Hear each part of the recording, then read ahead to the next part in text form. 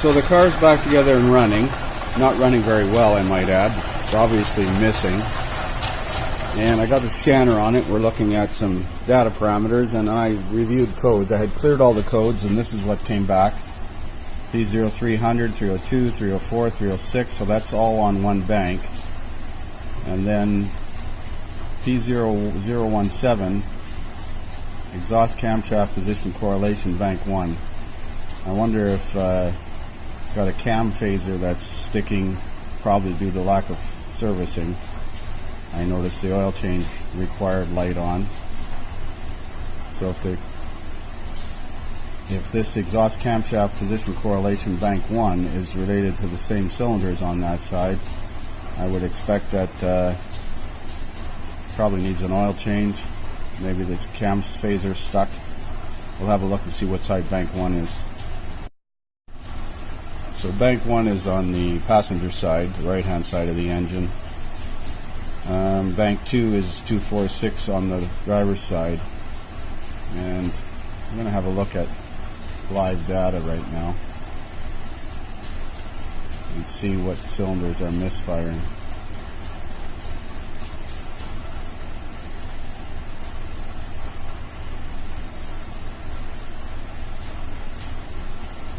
Misfire on cylinder 2, 4, 6. 2, 4, and 6 showing consistent misfires here, and 1, 3, and 5 are not. So not sure what's going on.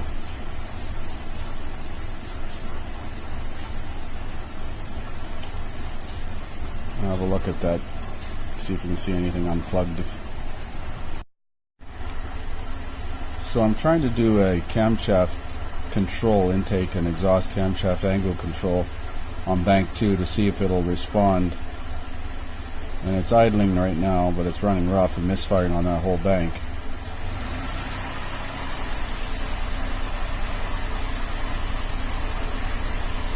When I click on test here,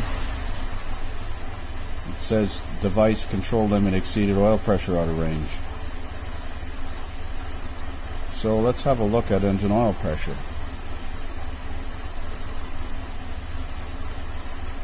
Data display. I'm not sure which one it would be in. Probably cam actuator data should have engine oil pressure in it. No warning lights on the dash.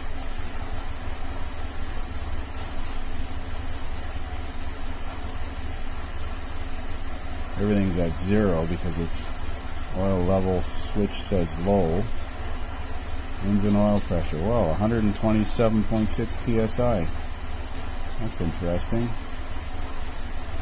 I wonder what happens to the oil pressure. It's not low on engine oil, I just changed it, it's full. So I don't know why this is showing engine oil level switched low, but I wonder what kind of oil pressure displays with the key on, engine off. So here we are with the key on, engine off, engine speed at 0, and oil pressure is still 127.6 psi. So I wonder if that's affecting the cam timing with that higher than unusually high oil pressure. I'll have to find out where the oil pressure sender is. So the oil pressure sensor is right on the front of the oil filter housing. It's fairly accessible.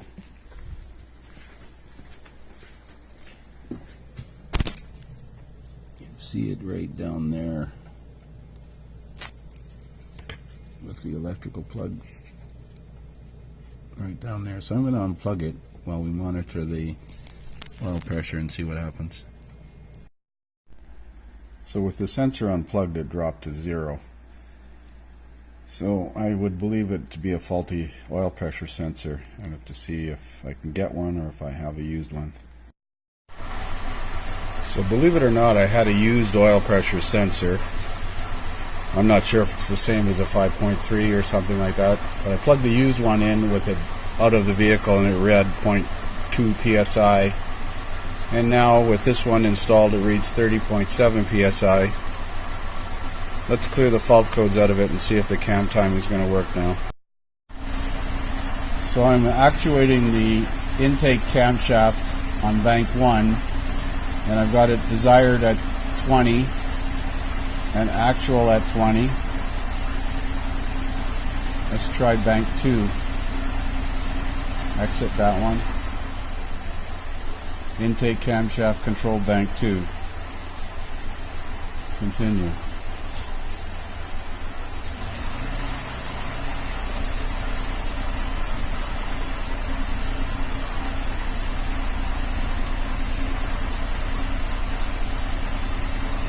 Okay, so intake bank 2 should be right here.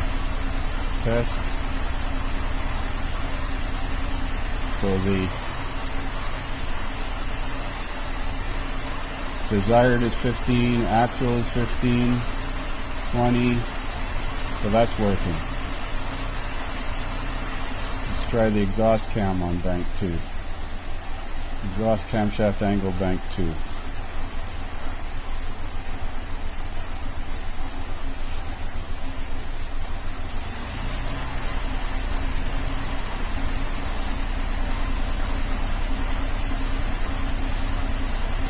Here it is, desired exhaust cam bank 2 and actual exhaust cam bank 2. Test.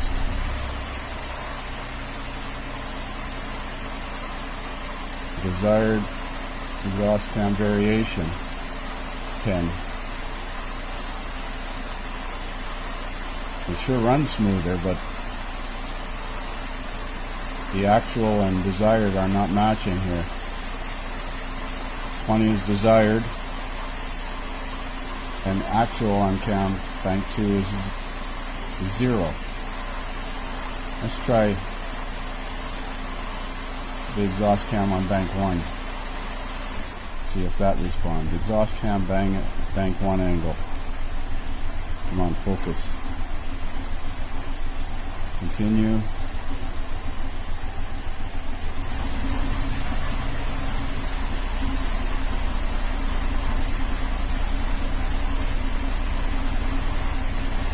Test. Desired and actual, neither of those respond. Now it did have fault codes for cam timing.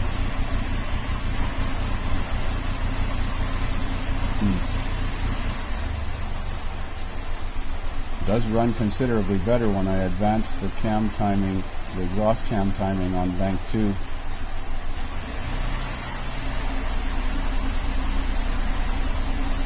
Even though it says it's not moving.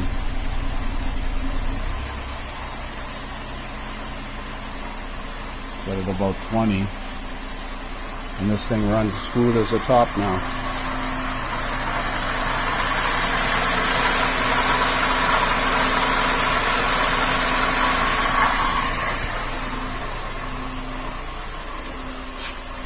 Let's exit it.